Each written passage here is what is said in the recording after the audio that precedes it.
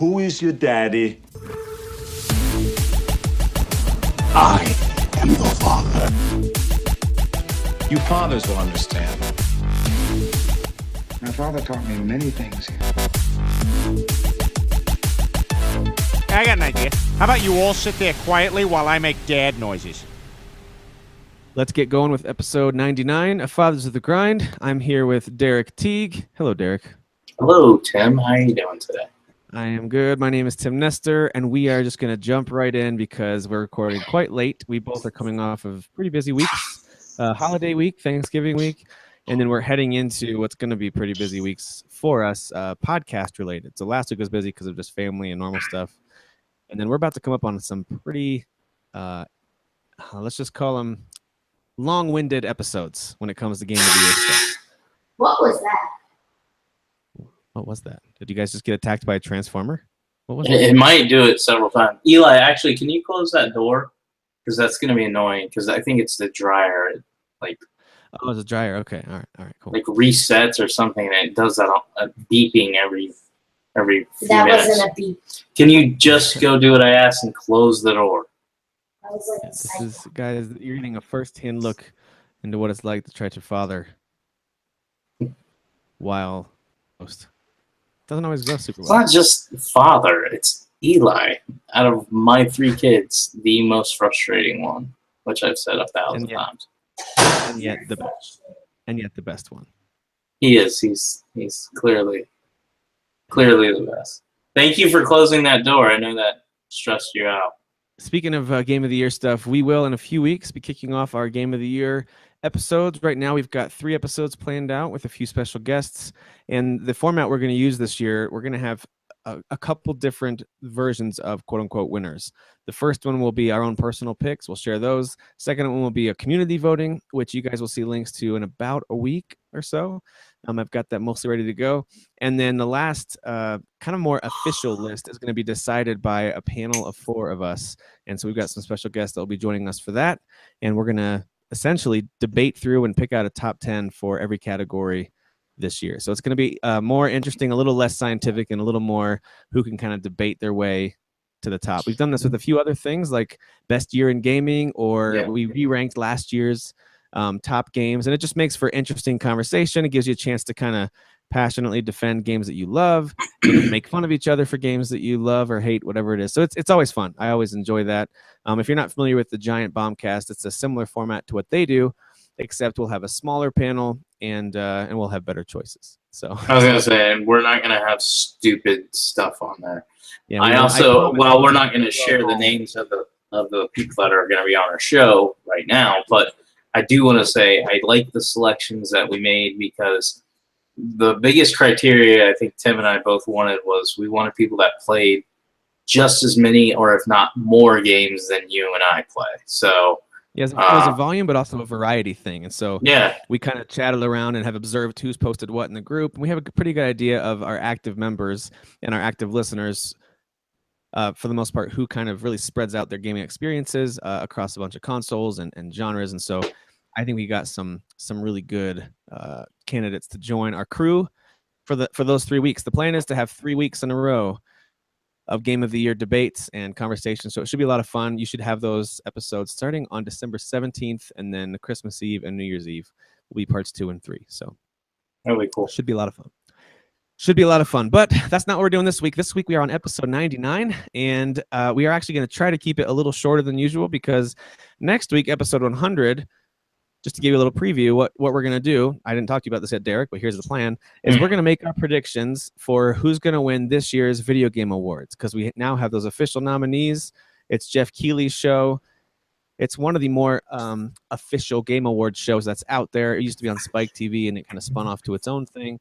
And it's kind of an interesting set of nominees they have for this. So I want us to make our predictions, and if we have time, since it is episode 100, maybe we'll do something special too. Maybe something to the effect of our favorite games of all time or favorite Eli moments. Who knows? We'll figure something out for next week.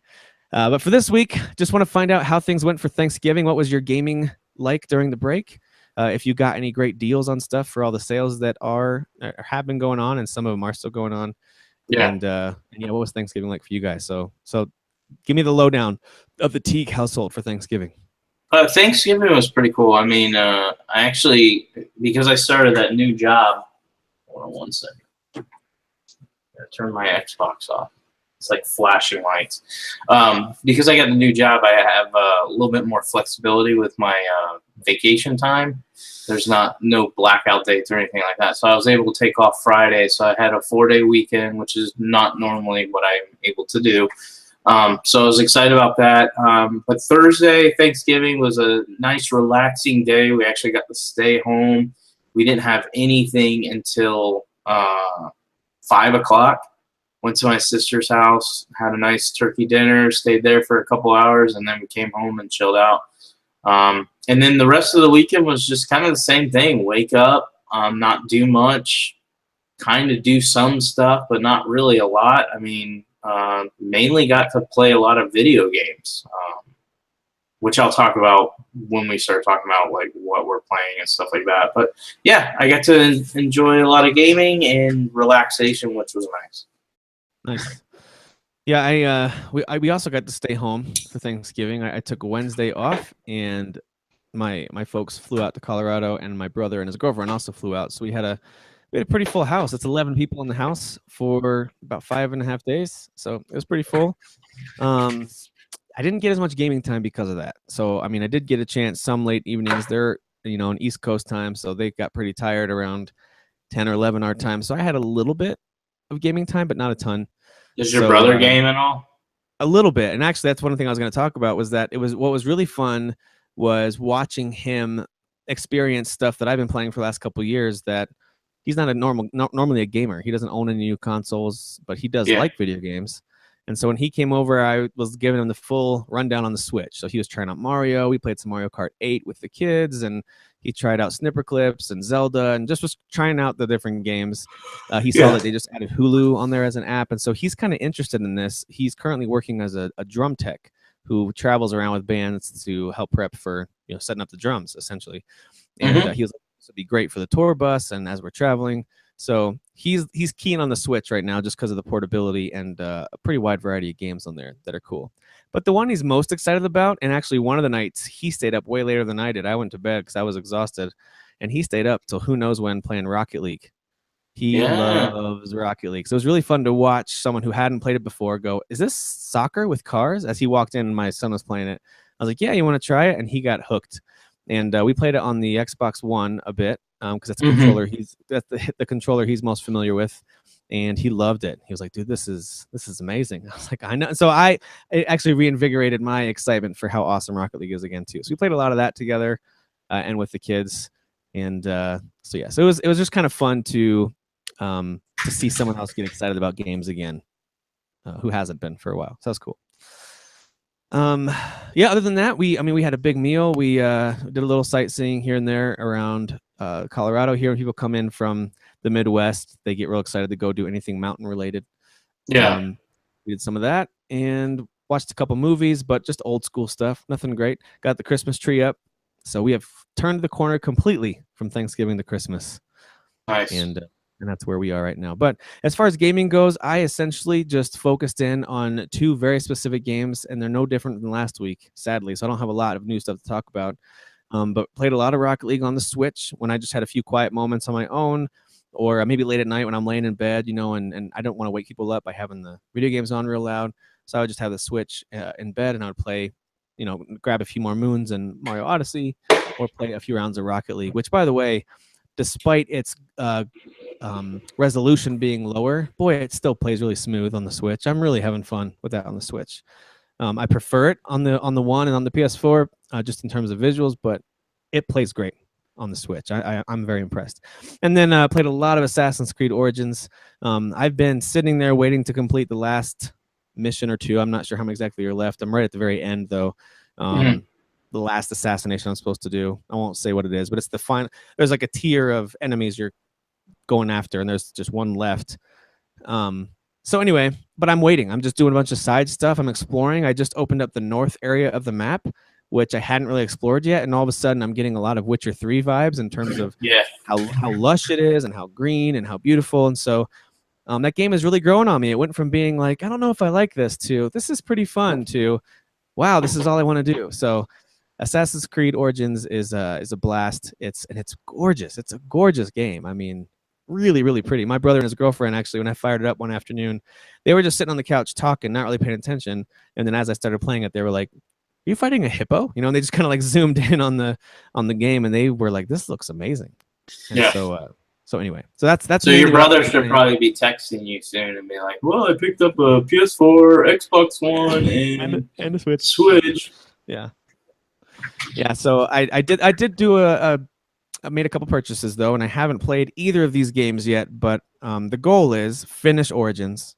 I want to get to the point where I feel done with it. I'll finish the story out to see how it all ends. I really like what they're doing with the story in this one. Again, not amazing, but probably better than most AC stories have been, in my opinion. But anyway, wrap that up, and then I'm going to dive into freshly purchased Wolfenstein 2. It was on sale for $25 at Best Buy, and then I also, while I was shopping at Best Buy, I grabbed a digital download code for Cuphead. So I'm going to download that on the Xbox One. Okay. And give that one a whirl as well. So those are just sitting there waiting in the wings. I think I'm finished with Halo Wars 2, not because I don't like it, but just because I just don't see myself going back to it, and I do want to send it back to our good buddy Jesse White. I feel bad holding on to a game for that long that I'm borrowing. He was nice enough to mail to me to borrow, and knowing that I played it for about 4 hours total, maybe 5. I feel like I have a good feel for what it is, and I just have no interest in RTS right now. So I think I'll just send it back to him and then maybe grab it when it's on sale sometime in the future. Yeah, it was on sale this week, and I was actually real close to buying it.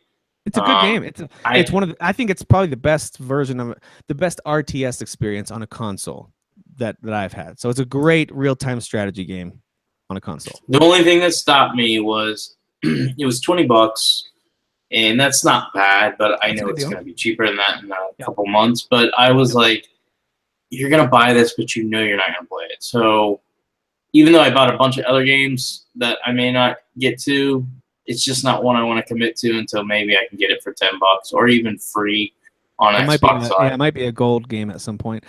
I'm not going to count on that, though. I do think we'll see it in the 10-15 range, like you said, early next year. So I'll probably buy it then. Plus, it was harder to buy it now.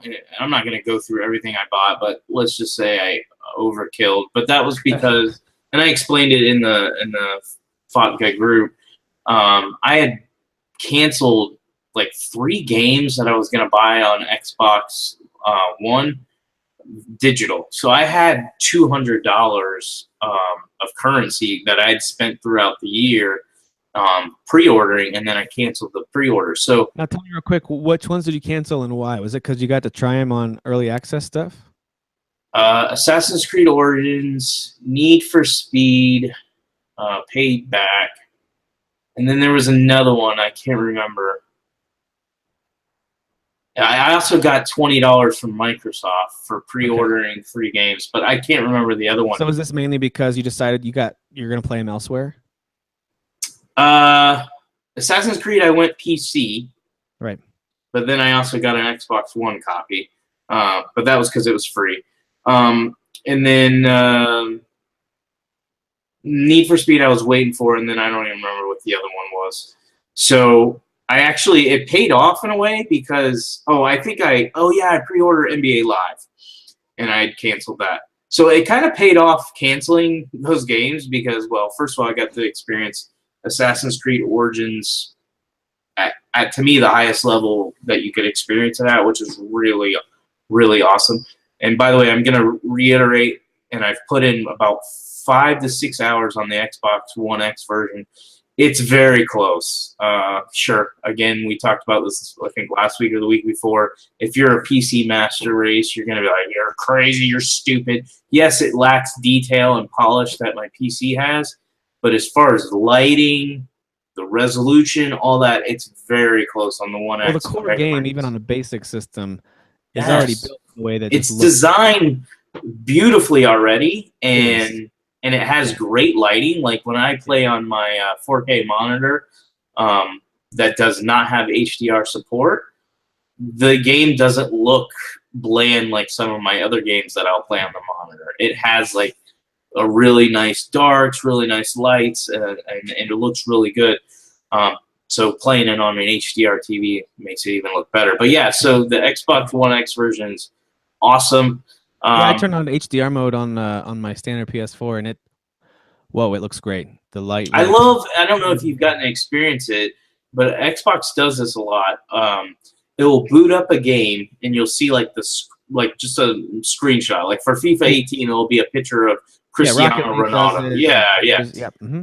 And before the HDR clicks on my TV, it's just there. And then you'll see the HDR symbol pop up, and the screen will go black and then flip back on, and you'll actually see the difference in the lighting. It's nice. really cool to see that because that is cool. I even showed it to my kids, and they're like, wow, that changes like everything. I'm like, yeah, it's really cool.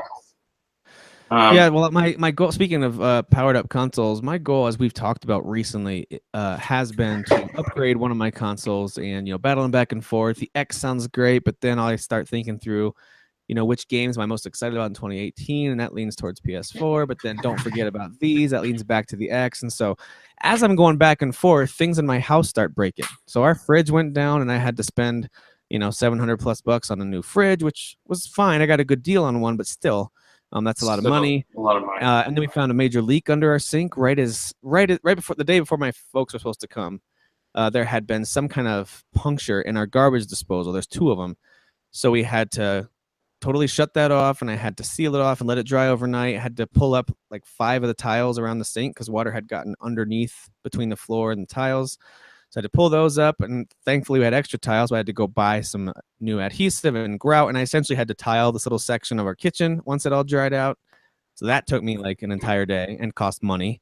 And then I used plumber's putty and duct tape to seal up the punctures in the garbage disposal. So going the cheap route on that, of course, but I don't want to keep spending tons and tons of money. But between that, and I just redid the floor in our kids and guest bathroom that my folks used, and my wife really wanted that done before they got here. So doing those projects cost us more money than I anticipated, and dude, it took it right out of me. Now I like learning that stuff. I haven't always been a super handyman. Mm-hmm. It doesn't come naturally to me, but it's been fun to learn some of this. Everything's on YouTube. You can just watch some person show you step by step how to do this stuff, and it really does truly. It feels satisfying in the same way that I think beating a hard boss in a video game or completing something in a video game, you get that shot of dopamine, like I did it, and you get that rush of accomplishment. Yeah. I felt the same way with these projects. Here's the difference.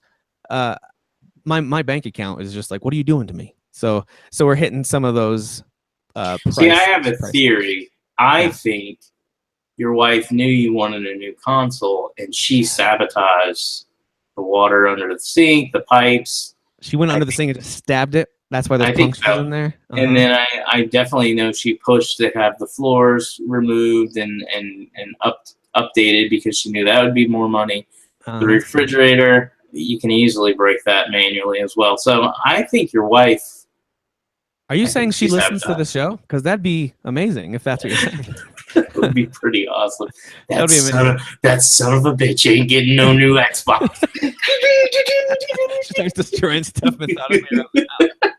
You think you're spending $500? I'm gonna make you spend $5,000. Buy a new console now.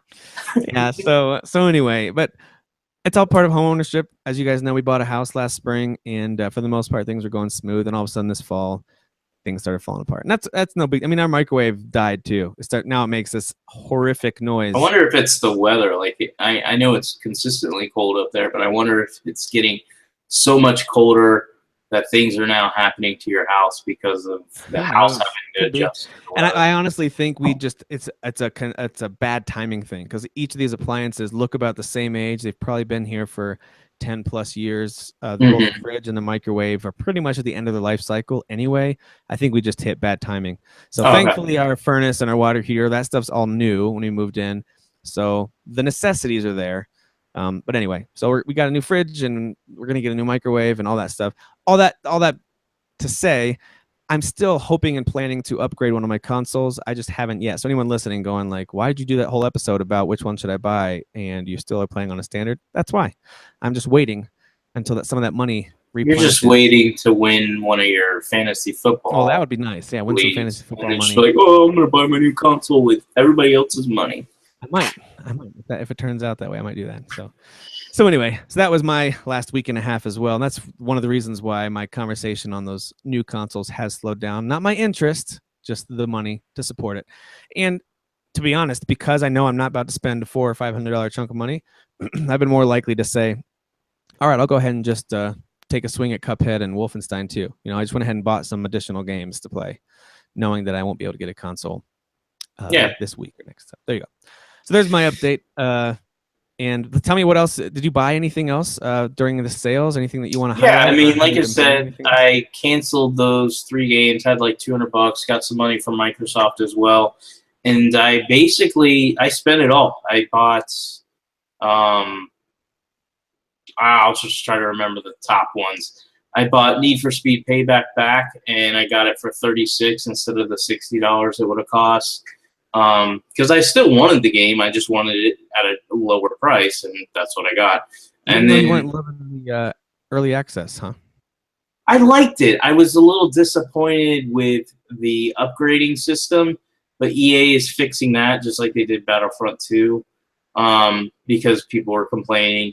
So they're making it a little bit easier to upgrade and move forward in the game, whereas before, like Battlefront, they were kind of making it where it was all based off your loot boxes, and it took forever to get the ability to upgrade. So I got that cheaper, and I do like it. And it hasn't just been me playing it. Actually, Ian, who doesn't play a lot of games, him and his friend were playing it a lot, and so he likes it. So he'll come over to my Xbox every once in a while, and that's the game he pops on. So that's something him and I can play together. I picked up Wolfenstein 2 with the Season Pass. The reason I did that is this is the first game I've had a problem on my PC that I could not figure out how to fix.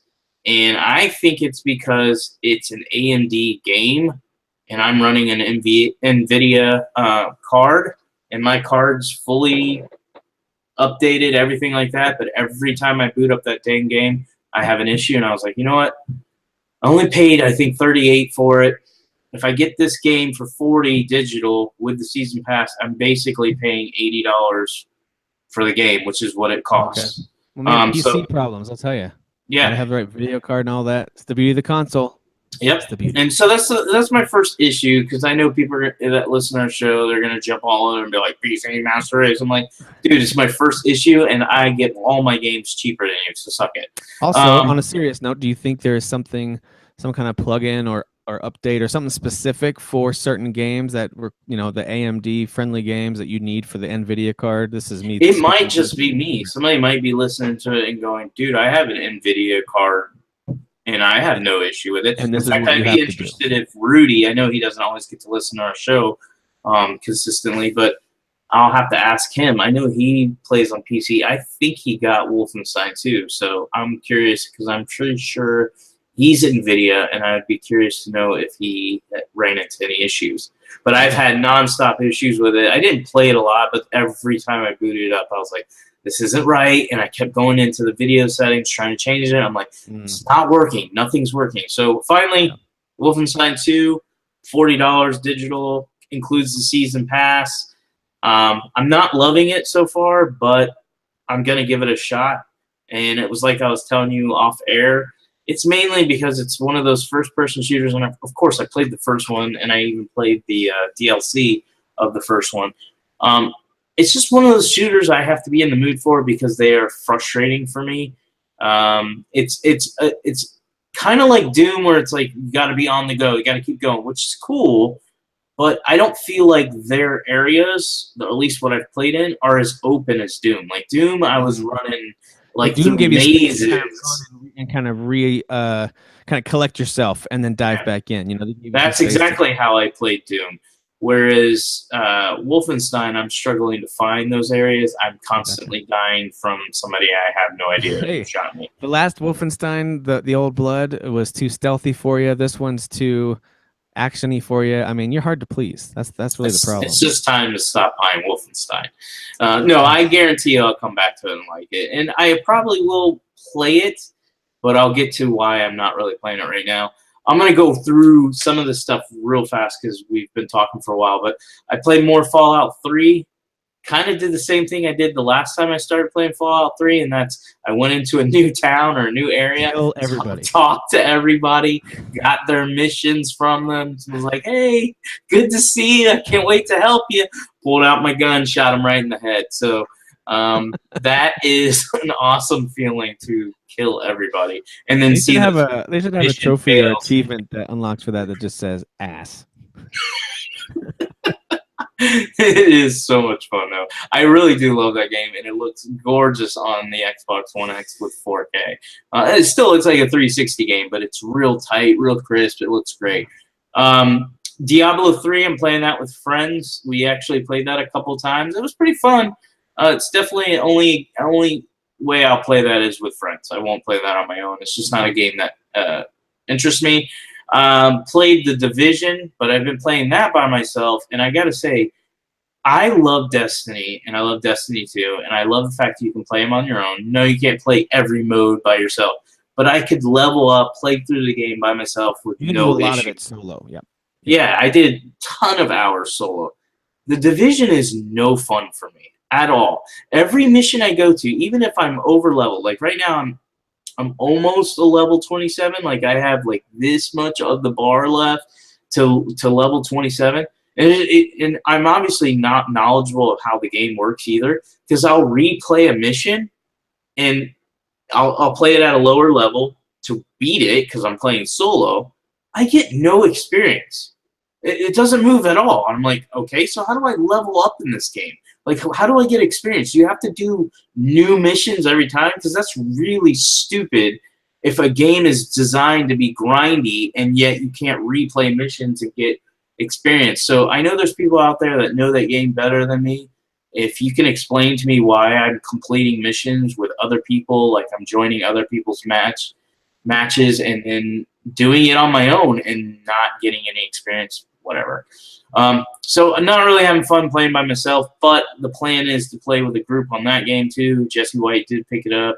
My brother has it. Rob has it, so I'll definitely play with Let's them. be honest, when it comes to multiplayer shooting games, we're all just killing time until Borderlands 3 comes out, because that's really where it's going to be at right there. I love that. I can't wait for that game. Yeah. And then the other main one is Dead Rising 4. Now, I bought this one last year. I didn't buy this in the sale. I did buy the season pass in the sale. This game is freaking fun. It's pretty much perfect game for me to play right now, especially going from playing Assassin's Creed Origins, which I'm going to talk about in a second, to this game. It's very relaxing. There's no time limit, by the way, if anybody's played Dead Rising before and they're like, I hate those games because of the time limit. Dead Rising 4 doesn't have time limit. You can explore as long as you want. Yeah, that's always been a big knock on that series. I was glad to hear when they didn't include that. Like, I got why it was in the games, and for some people, it's really fun that they have that. But to me, it's one of those things that mechanics that they should always make optional, because it's just not fun for probably the majority. And I don't think it's a silent majority. In the versions that have the timer, what happens when it runs out? I think the game just ends and you like start all the way over. I think that's how Dead Rising 1 started. Like, I think it was like a complete some elements in a game where it makes you feel rushed and to get stuff done. A great example is Majora's Mask. Well, yeah, but what's the zombie game? The first person parkour one. Dying Light. They include a great, essentially, it doesn't tell you how much time you have left, but it does have a day-night cycle. And if you're out at nighttime, if you get caught, if you run out of time in the day, you're in big trouble unless you're prepared. So anyway, all that to say, I think there are some clever ways to include essentially a time limit on how long you can spend just slowly wandering. You know, there's some creative ways to do it that don't always include game over. Yeah, agreed. So they made that change. I mean, it's still like a janky game. If you've ever played Dead Rising before, they're not games that are like, to me, they don't feel like AAA games. Like, they're not heavily polished. They feel like, to me, the games that if you had to grade, like, this is AAA, this is mid-tier, and this is, a smaller title, I would put it in the mid-tier, like $40-ish type game, although they charge $60 for it. But the reason I like this one is not only is it brainless fun, like you literally just run through killing tons and tons of zombies, and they do it in such a fun way because you create and craft all these fun weapons to kill them in. But it actually has an intriguing story. Like we've talked about, one of the things I like about stories is a mystery, and Assassin's Creed Origins says this too. It has, you know, the mystery behind it.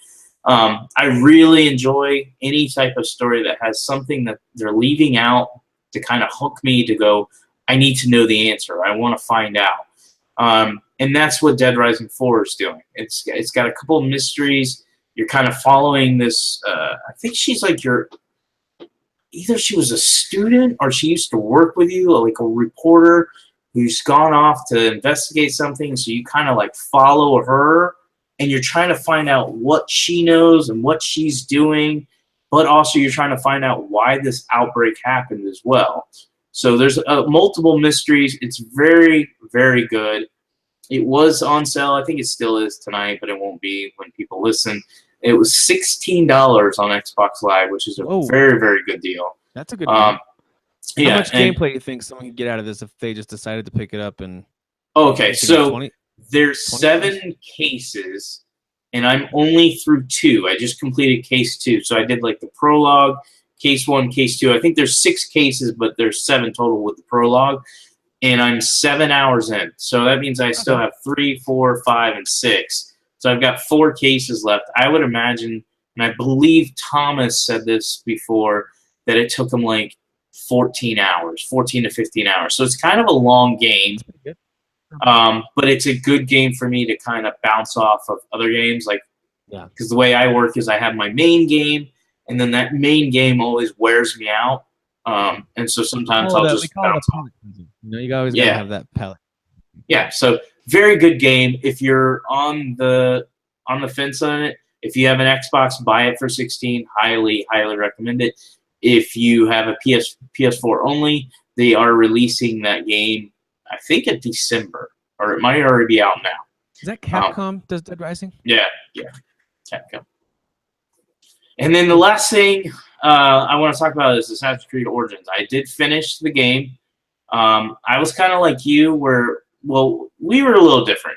You kind of started off the game not really loving it, and now you're falling more in love with it. I started off the game loving it from the beginning. I even kind of liked the combat when it was like simplistic when you're one-on-one with enemies, and then as I started playing and fighting in more groups and doing arena fights and stuff like that, that's when I started getting frustrated with like dodge mechanics, and just I felt like it just was a little rough, and I was getting pissy towards it. But I still liked the game. I definitely didn't say I hated it. Well, as I played and finished the game out, I went from loving it, kind of liking it, to it's now in the Game of the Year discussions for me. I've got about 4 or 5 games. It feels like our friendship, you know, it's this roller coaster of we love each other, hate each other, you know? Yeah. So, I mean, at least ending on this one and loving it. And I got to say, the ending for me is very, very satisfying, which is very important to me. Like I said, I like to have those mysteries. I don't really care how the story plays out in between. It's how you finish it off on that mystery, like how you close it out is real important to me. And to me, they did a phenomenal job of setting up the franchise. Who knows what's next? Yeah, what's next? Yeah. And so I really enjoyed it. Here's what I think kind of changed for me, and you mentioned it too, and it isn't just because you said this. I was going to actually say this before you started talking about the game. I'm no longer playing Assassin's Creed Origins like an Assassin's Creed game. All the past Assassin's Creed games kind of had a lot of things in common. They were designed the same way, and I'm not saying Origins gets completely away from it. It doesn't. But the things that they've done in this game is clearly inspired by The Witcher 3. Absolutely, man. Blatantly rip off certain things. In my opinion, in a lot of good ways. You're talking to a Witcher 3 fanboy here, and I am enjoying the things that they have learned from CD Projekt Red, for sure. Exactly. And one of the things I want to touch on is, I remember last week, one of my biggest complaints was I was getting frustrated because I had like 200 coin, and the weapon that I needed to upgrade was 5,200, and I felt like every mission I was completing, I wasn't really getting a lot, and it just was becoming frustrating because I felt like I was falling behind, and I was like, this game's kind of just being grindy to be grindy, and yeah, maybe if you're playing it the way I was playing it, and that was I was playing it like you play Assassin's Creed games, and that's I would do like the fun side stuff in the beginning, and then after that I would just story, story, story, story. This game, kind of like I said, is like The Witcher. Sure, you can do it like that, but then you can't really bitch if you can't upgrade your legendary weapon. They really encourage you to go from each question mark to each question mark, explore the world. Yep. And since I started doing that and started playing the game that way, the amount of loot I got was like, oh, I've got like $8,000. I can now upgrade that weapon and buy this weapon or do whatever I want. If you just let yourself explore, you'll kind of forget about it. Next thing you know, you got a ton of resources to spend. Yep. Yeah, and you have the chance of just unlocking an awesome weapon. I think you already got it. I won't name it, but towards the end of the game, you get this awesome sword. The one that includes the fire ability. Yeah, and I love that thing. Like as soon as everyone that I fight, the whole time we're fighting, they're going because they're always burning. Yes, it's such an amazing weapon. So, it's just. I will say that for this game, the only times to me it's really felt like Assassin's Creed. There's only a few things about it that make me feel like this is an Assassin's Creed game. The number one is the fact that the outfit that I usually leave him in always has a hood, right? So he's got a hood and he can climb walls the way that I'm used to Assassin's Creed. Walls being climbed. You can jump into piles of hay or leaves from ridiculous heights still, if you want to. Although there's not as much verticality in this world. So if that's something that you really love, it's there. There's some mountains and some pyramids and things you can climb. But overall, it's a very flat and open and wide game. Very much like The Witcher 3 is too, if you like that game. And then the last thing is just the ability to kind of either do, jumping assassinations or sneak up assassinations. But that's kind of where most of the Assassin's Creed-ish stuff ends, in my opinion. Yeah. There's still a few other elements here and there, but most of it really, really feels like a cross between games like The Witcher. They even seem to have taken pages back from, the shadow of Mordor and War games a little bit in some ways. Some of the abilities you can unlock, like the chain assassination and things like that. But it really, really feels like an action RPG akin to The Witcher. Heavy on the RPG elements. There's still a lot of things missing for me. We don't have to do an entire re-review of it from last week. Go back and listen. But the one thing that I've noticed now that I've played it for a long time, I just hit level 35. I feel like I've experienced most of the game, even though there's still more missions I want to complete, and I want to finish the story, obviously. But the thing that's missing the most for me, my biggest gripe, is still the combat, and it's not because it's bad. It's because it's too simplistic compared to how complex the rest of the game is. The whole game is so complex, and the two simplest things in the game are the NPC design is still very weak throughout the whole game. There's a few that are pretty interesting, but most are very weakly repeated and designed. And then the combat, it's missing something, and maybe that something is more abilities to unlock in that ability tree. I didn't love the way the ability tree kind of shook out by the end. I didn't hate it, but I didn't love it. So maybe it's more abilities. Maybe it's more of a combo type system with I don't know what it is. There's something with the combat that's not quite there. The dodge still doesn't quite feel right, but it's not bad. I feel like one of the Souls fans who criticizes The Witcher for not being like Souls, because I'm not sure I want it to be like something else. I'm not saying I want it to be more like The Witcher or Souls. I'm just saying there's something it's not quite great in the combat. I like it, but it's just not quite great. No, and like I said last week, and I still stand by this. Again, we had this conversation in a post on Vodka. I don't want The Witcher to be exactly like Bloodborne. And I get the comparisons because they're talking about when you hit a button in Bloodborne, it does what you say, and it does it very fast and smooth, and you have full control over your character. Very few times when I've played Bloodborne or Dark Souls have I been like, I don't think that's what I told you to do. But I don't respond like that. I'm usually cussing because it's like, you went under the boss. I wanted to go beside the boss. But very rarely it'll do something like that. The Witcher is a little more janky, but like I said in the post, I'm like, it's janky in the open world. Like if I tell Geralt to turn around real quick because I want to go up these steps, he like over exaggerates the turn. Like I'm barely flicking it, and he like and he'll turn almost all the way around. I'm like, that's not what I wanted you to do, you idiot. But other than that, when you're in combat and I lock on a character and I can dodge and I can do all that, it feels fine to me. Like I'm not like, oh, this doesn't play right or it's not as good as Bloodborne. No, it's fine. It plays fine. And what about Assassin's Creed Origins? That's what I was going to get to. Assassin's Creed, clearly, The Witcher is not trying to be Bloodborne. Never was.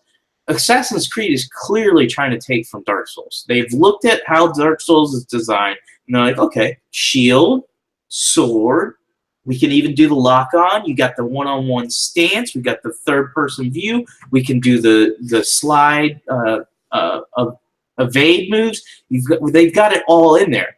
My problem with Assassin's Creed is it is clearly in combat janky. It does not do what I ask it to do, and I don't think I'm an idiot. I think I understand how to play the game. Others might disagree, but when I play it, if I tell it to go back and evade, it like delays and then allows the opponent to hit me, and I'm like, what are you doing? So I have some of those frustrating moments with Assassin's Creed. That being said, that is, I think, literally the only issue I have with the game. I liked the story. I liked the way it finished. I ended up liking the main protagonist. He's not my favorite, but he's good. I still like the other two from Syndicate better. I do too, man. The brother and sister from Syndicate are still my favorite. I like Syndicate's world better, but let me explain that. I like London better. That's it.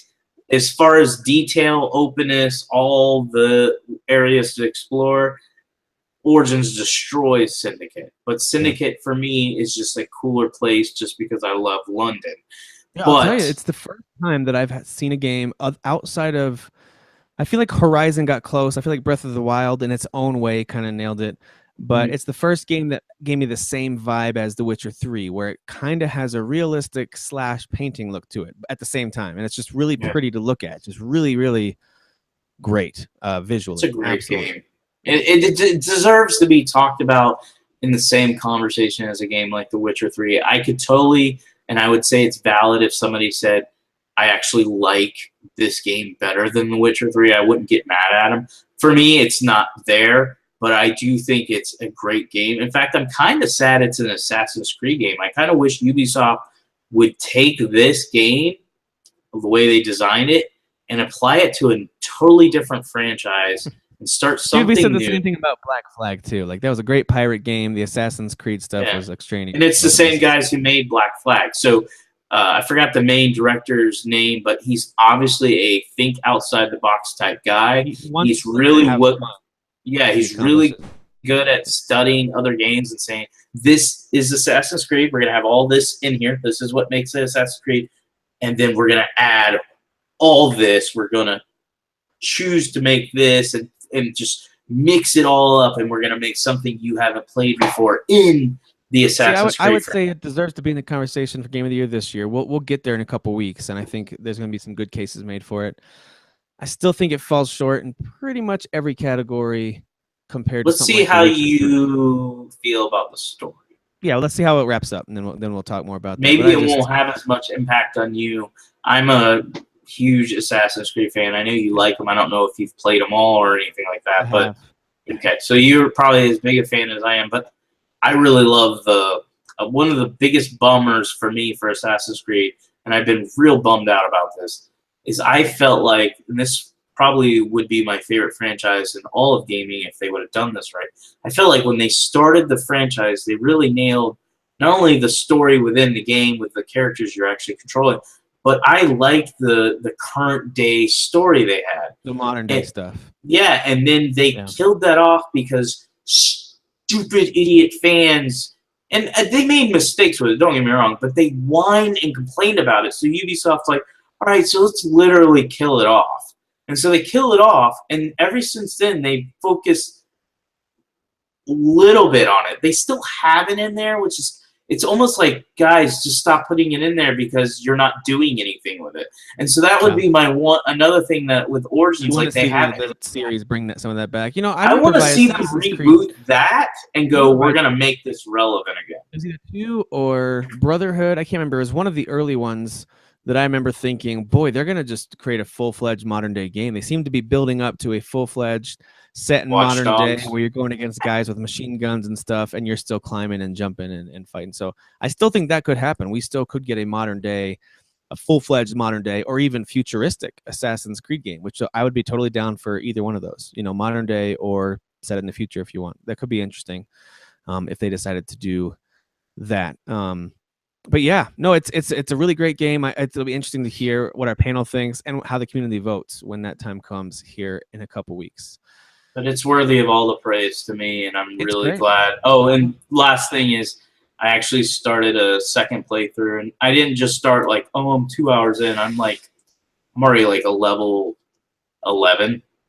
Oh, so nice. I'm moving through pretty fast. I'm exploring every question mark. I said there's probably still some areas you haven't seen yet because that map is pretty massive. Yeah, so I'm enjoying it. It's real good. Yep. And I will say this: if you were like me and were kind of like, boy, this game is super like sandy looking. Everything's just sand and kind of that brown rock, and it gets boring. Oh, it's beautiful towards the end too. I love it. They really open it up. I kind of wish they had taken you to that area earlier, just so you could see some variety earlier on. But boy, the payoff is great. Some of the areas they take you to up north. If you were like me and you really love kind of like ancient Rome and ancient Greece, that type of setting and visual and that kind of thing, this actually includes a lot of that. So stick with it. You get a lot of the kind of Greek and Roman style, not only enemies to fight, but also structures and stuff like that. It's very cool. Very, very cool. Oh, last thing, I hate the ship combat. I still hate it. I hate it in Assassin's Creed Rogue. I hate it in Assassin's Creed 4 Black Flag, and I hate it in this. They even simplified it in this, and I still hate it. I've always loved the ship combat. Black Flag is my favorite. Rogue, it was okay, but I got really tired of it in Rogue. I was like, okay, I've done this a lot already. And the ship combat in this was very shoehorned in. Didn't think it was necessary. Yeah. I understand people saying it was a nice way to mix it up. I disagree. The game has so much to do, and it's so big. Those sections are unfortunately required and not that great. I agree with you there. Yeah. All right, well, let's close out talking about some food. So I ate a lot this last week. I ate a lot of food. We had a great Thanksgiving meal. We went out to eat a couple times. We had some big breakfasts. You know, the classic family gathering for Thanksgiving. Yeah. We watched a ton of football and snacked nonstop. It was great. So I loved all the food we got to eat, and it got me thinking.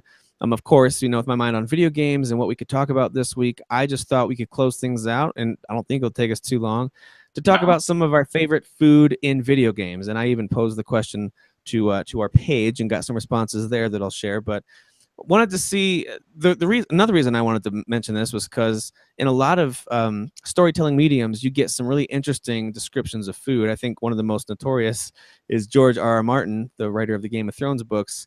He includes insane descriptions of food in his books. He'll spend page after page describing what they're having at some feast before he finally gets to what the characters are saying and doing. And I think sometimes video games go out of their way to make sure the food is a key component for their games as well. So I want to talk about real quick which ones have done it right. So we'll talk about 3 quick things. What food off the top of your head, I don't know, I didn't ask you to prepare for this or anything, but what food do you think is most helpful in games? What game off the top of your head has the best looking food? And which one that you've played has the most fun food-related gameplay, probably cooking gameplay? So we'll start with most helpful. What jumps to mind? And I've got a list here of stuff for you to think about too, but what jumps to mind as helpful food in games that you've played? Well, I mean, there are a ton of games that have it, but recently Zelda Breath of the Wild definitely was...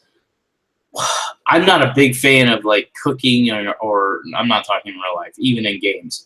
I don't like cooking. I don't like grabbing ingredients, all that stuff, and like creating things. But in Zelda Breath of the Wild, I found that I needed to do it to get past certain areas or to buff my character to where, you know, like for instance, give an example. If you eat something real hot and spicy, but you're in the cold area, you won't freeze to death. Yep. It warms your body. So those are the little things that I've noticed that a lot of haters of Zelda or think that it's overrated, they miss the fact that Zelda does a lot of those things that other games don't do. Like all these little things that it include in a game impact the gameplay in a different way. Well, so and it's some not. of it allows you to do stuff you couldn't have accomplished otherwise. Whether it's I need a few more hearts to beat this Lionel, those Lionels were a pain in the butt to kill. Yeah. Or maybe you needed to climb a certain distance and your stamina is not high enough, so you eat some food that gives you a boost in stamina, things like that. So I found the food Breath of the Wild. That's probably my pick too, at least recently. I found that food to be the most helpful by far. Once I figured out, if I spend a few minutes standing here at the fire and just mixing and matching some foods, and I kind of liked, this is where it falls into the gameplay too. It was kind of like just a guessing game with, kind of a chemistry, taking a shot in the dark at what might mix well together. And that was really fun. I ended up, and of course there's also an element of luck. It's almost like rolling the dice. Like, yeah, these two things go together, but you might create a really good version of it that now gives you 13 hearts and does this stat boost. So very, very cool usage of food. I'm going to go ahead and throw in an old school one, Pac-Man. Nothing better than grabbing some of that fruit and then just chomping on the ghosts as they're all ganging up on you. That always felt really good when I played Pac-Man. I even played Pac-Man Championship Edition with my boys a couple weeks ago down on the 360. Kind of a fun throwback version of that game. But I think Pac-Man, I never played Fat Princess, but I've read about it. And if I remember correctly, you're on teams and you're trying to feed her as much as possible. Yeah. Is that how? I'm pretty sure that's how the game works. So. Right? So I never it's not played that it. it's helpful necessarily, but it certainly is a key component to the gameplay, and I've heard it can create some. I'll add BioShock. I always enjoyed going to the garbage can and then pulling out food from the garbage can and eating it, and it would restore a good amount of your health. So BioShock purposely set up their levels but their world where there was food everywhere, so you could grab it from the bathroom or off the floor or in a garbage can or in a bathtub. So they always had food like in weird areas that you would normally not expect to find food, or if you found it, not what you would eat to give you health, but the game would give you health. Dude, you just reminded me of a game I played recently. It's from a couple years ago, Mad Max. You can find dog food and eat that. And health, at least in the early parts of the game for me, I was always looking for more health because I feel like I was always running low on health. And then, of course, there are certain bodies you could find that are rotting out, and you can dip your hand into their rotting carcass and eat the maggots that are in there. Yeah. It gives you protein, and there's some food that's helpful in a game. That sounds delicious. Nice writhing maggots. World of Warcraft. This one was suggested to me by Lee Navarro from our group, also from over at I think he's in Phoenix Overdrive group over there. And Lee says World of Warcraft not only for yourself for stat boosts, but also it's pretty key during raids when you can create feasts for the entire group and really do some very important stat boosts for those raids. So if you've ever raided before, you know how important every bonus stat point it is in those raids. This is one that I just randomly remembered. It was Resident Evil 4, another game where health is hard to come by and you want to take advantage of every item you find. That large black bass, I remember that you could get that would give you a full health restore. That was always super helpful. And one of my favorite ones I'll mention is Grand Theft Auto San Andreas. Food is not only helpful because it, heals you and things like that, but also you can get super fat in that game if you just eat a bunch of bad food and don't exercise. So if you drive everywhere, if you don't walk or run or ride a bike or work out, do the workout mini games, and if you just eat food, then I forget the character's name offhand, but he can get super fat, which I was that was cool. I like JP's pick for Super Mario Bros. That's actually mushrooms, obviously. Yeah. Yeah, he eats a lot of mushrooms, probably vapes as well. Flowers count as food too, right? He eats the flowers and can throw fireballs. He's a druggie. I didn't realize this. Yeah. Mario is addicted to drugs. But yeah, so he eats a lot, and that impacts the game greatly, obviously. You can get fire, you can get taller. So yeah. What it's we'll another discover game that uses someday it in the final Mario game is that everything in the Mushroom Kingdom and all that, that's all just one big crazy trip that he and Luigi have been on. They've just been at home smoking weed, eating mushrooms. Yep, and they've had a little pet turtle named Bowser the whole time that they're like, what if he was the bad guy, man? And playing video games. Yeah. Whoa. What What about the best looking food in games? That we had several people, and I'm one of these people too, mention Final Fantasy 15 as having some of the best looking food. And this is an interesting one because I think the food, when you create a recipe and Ignis gets all excited and he says, "I got a new recipe for you," and I think that food does look quite good actually. But there's other times when you're in the market. You and I talked about Yeah, it this looks last year stupid. Yeah. when it looks real flat and like PS2 style. It's almost like Assassin's Creed Origins did it too. If you did. go into their market and you Don't look look at close. like the food area, Yeah, it don't look too uses close. that like flat, Yep. like aesthetics or whatever you want to Dude, call it. almost like an N64. It looks real bad. It's like real flat and My grainy. gosh, I hate.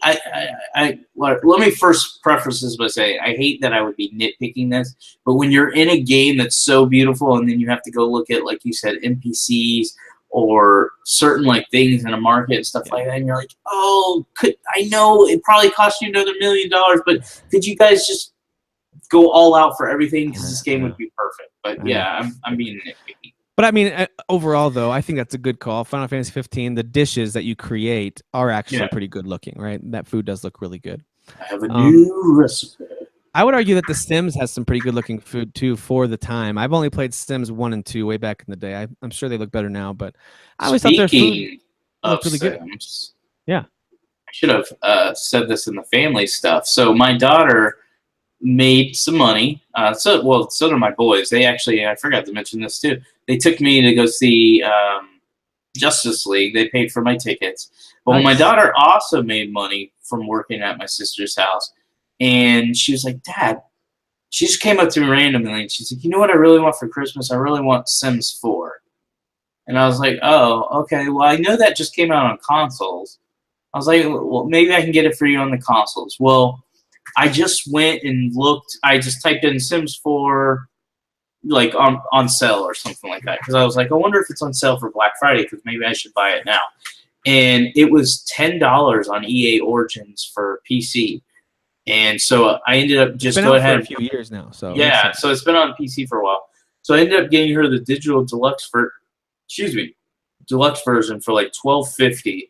So we just used her money. I was like, forget about Christmas. You can just use your money now and buy this game. That freaking girl has played, and I'm not exaggerating, like 15 hours in the last 2 days. Her and I are just sitting in this corner. So she's on my PC playing Sims 4, and then I'm gaming on my Xbox One X or PS4. And quality time in. Yeah, and we don't talk, or unless I tell her I love her, and she'll be like, shut up. And then every once in a while, she'll look at me and she'll be like, it's really hot in here. I was like, well, Emily, we're trapped in this like little corner with one TV's huge, one monitor, a PC, and then you've got all these other systems running. It's like, of course it's hot. She's like, it's really hot. I'm like, maybe you should take a break. Once in a while, she turned to you and said, I love you too, Dad. But nope, it's not really that. No, she was just complaining about how hot it is. And I have like this little fan here, and I'm like, turn it on me. And so she'll every once in a while just like try to sneak, like putting the fan on her. I'm like, nope, it stays on me. This is my area. If you don't like how hot it is, you can leave. But she won't leave. She played, and I'm not exaggerating. Those games will suck you, and I've played them before too. I think they're not my favorite style of game, but I can totally see the addiction that those games can cause. But also Skyrim has some good looking food, according to Elijah Chandler and a few others. That food can look kind of tasty. At least think about it again back when it came out. You know, the some of the food you picked up, and it was helpful too, of course. And let's close out real quick. Has the best looking decaying food. Yeah, if you want decaying food or if you want maggots, then you got Fallout, you got Mad Max, of course. Yeah. The best cooking gameplay. There's a ton of cooking games out there. Especially the Wii and the DS had a ton of these. But I just want to name a few. One of my favorite ones is Overcooked, just because, and it's not even cooking gameplay so much as just a tag team, frantic multiplayer game. But it is cooking gameplay. Technically, you have to get the right food, chop it up, cook it and prepare it in the right way, serve it, and then wash the dishes, and then come back and do the whole thing again. So I think that's pretty fun. And of course, there's the old classic burger time. Thought I'd bring that one up. So listeners must have played that way back in the day, and the remake that they made. And one other one I'll mention real quick is Cooking Mama that Jesse Flores mentioned. He actually said Cooking Mama or GTFO. What does that mean? Whatever that means. GTFO is a really good game. I play it all the time. GTFO, yeah, totally. He apparently loves that one.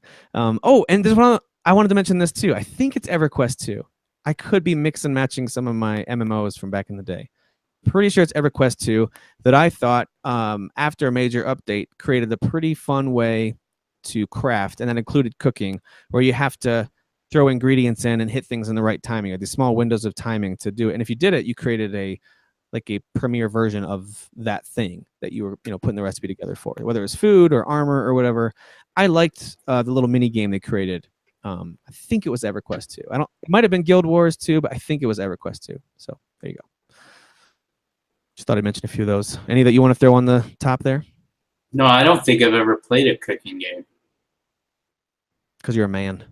Yeah, don't care about them. And definitely won't play Overcooked ever. So, no. Hey, don't you need another reason to yell at your family? I mean, that's a good one. No, that one is Overcooked is a great.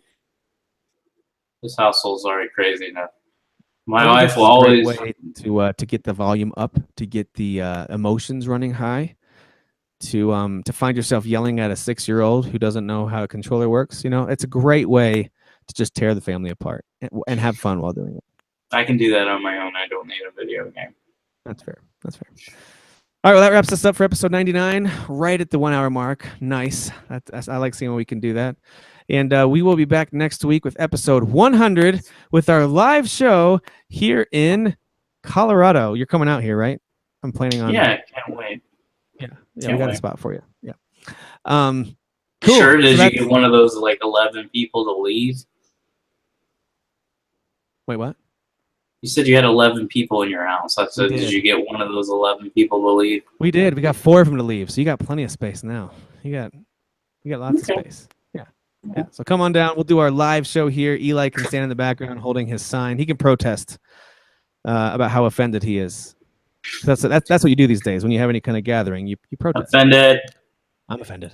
All right. We'll talk to you guys next week for episode 100. See ya. Who is your daddy?